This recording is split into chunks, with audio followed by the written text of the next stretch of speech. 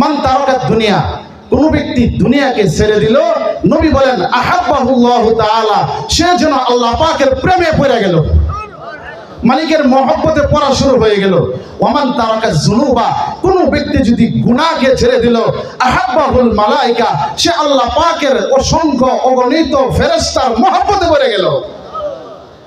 Oman হাসামাত তুমআনিল মুসলিমিন, কেউ মুসলমানদের কাছ থেকে কিছু পাওয়ার আশা ছেড়ে দিল, আমি মুসলমানের ঠেলাগাড়ি ধাক্কা দিলাম, সে আমাকে দাওয়াত দিবে, এই আশা সে করলো না। মুসলমানের একটু কাজ করে দিলাম, সে আমাকে এক পেট খাওয়াবে, এই আশাও সে করলো না।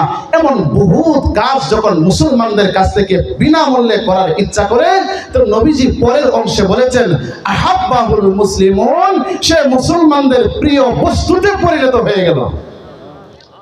এই জন্য আগে আমাদের দিলটাকে সাফাই করা উচিত। আরেকটা হাদিস দিই, তারপরে বয়ান শুরু করি। কি বলেন? নবীজির এক সাহাবী নবী থেকে হাদিস বর্ণনা করছে। কি হাদিস?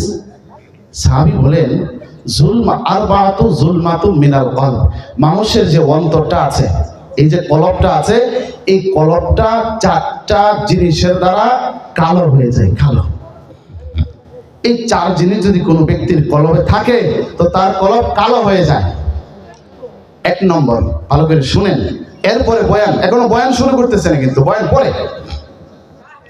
বাতুনুন শাবআনুম মিন গায়রি মুবালাত, অর্থ হইল আমরা যেটা করি আর কি, দাওয়াত দিছে খাওয়ার জন্য, তো খাওয়ার শেষে টেবিল আছে, বিয়ার অনুষ্ঠান, 500-1000 টাকা দিতে হবে, তো খাওয়ার বেলায় কম খাবো কেন, এমন খাওয়া খাইলো তো উইটা আস্তে আস্তে ভূমি হয়ে গেল, পেটের চাহিদা নাই খাবারের, টাকা ছাড়া খাবার। কোনো মৃত ব্যক্তির দাওয়াত দিল,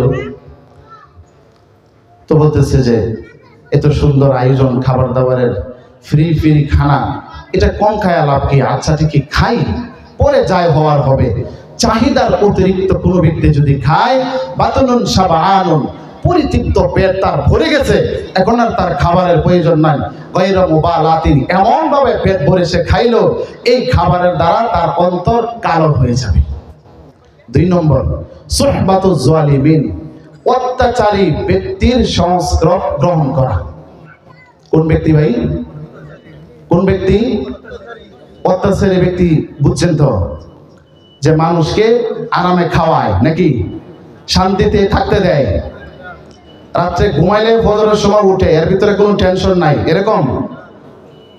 সুহবাতু যালিমিন, অত্যাচারী ব্যক্তির যদি কেউ সংস্রব গ্রহণ করে, তো যে ব্যক্তির সংস্রব গ্রহণ করলো তারটা তো আগে থেকেই নষ্ট, কাদিম নুসখাই সে বরবাদ, যে তার সংস্রবে গেল তারটাও নষ্ট হয়ে গেল। তো অত্যাচারী ব্যক্তির সংস্রবে থাকা যাবে? যাওয়া যাবে?